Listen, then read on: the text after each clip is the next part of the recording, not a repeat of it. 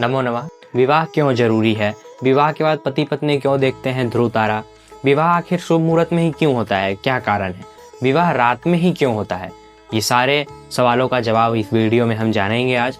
विवाह क्यों आवश्यक है? विवाह का महत्व क्या है?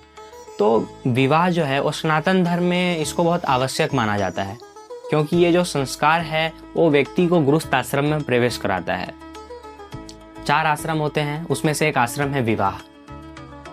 और विवाह आश्रम के प्रमुख कारण हैं जैसे कि संतान प्राप्ति, जो पितरों को संतुष्ट करती है, वंश को आगे बढ़ाती है, सामाजिक और पारिवारिक जिम्मेदारियों को पूरा करना। शादी के बाद क्यों देखते हैं ध्रुव तारा? तो देखिए, शादी के बाद दुल्हन दूल्हा को ध्रुव तारा इसलिए दिखाया जाता है ताकि उनका जो वैवाहिक जीवन है वो ध्रुव तारे की ही तरह स्थिर, मजबूत और अटूट रहे। ये जो रस्म है जोड़े के बीच प्रेम और सुहाग की दीर्घ आयु का प्रतीक है। और इससे हमें यह भी सीखने को मिलता है कि पति पत्नी को अपने दाम्पत्य जीवन के कर्तव्यों को दृढ़ता से निभाना चाहिए। विवाह शुभ मुहूर्त में ही क्यों करना चाहिए?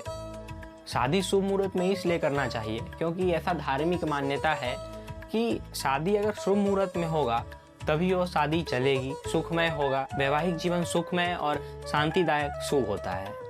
और धार्मिक मान्यता ऐसा भी है कि जो विवाह शुभ मुहूर्त में होता है उसे देवता खुद उस जोड़े को आशीर्वाद देते हैं। उनका आने वाला जो जीवन है वो सफल होता है, जोड़े के बीच में प्रेम बना रहता है। तो धार्मिक मान्यता ऐसा भी है कि उनकी जो जीवन शैली होती है बड़ा ही आनंददायक होता है। इसके लिए शुभ मुहूर्त में ही शादी करना अति आवश्यक है।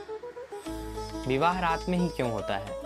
तो ज्योतिष शास्त्र के अनुसार शादी रात में इसलिए किया जाता है क्योंकि जो चंद्रमा और ध्रुव तारा है उसे साक्षी माना जाता है शादी का।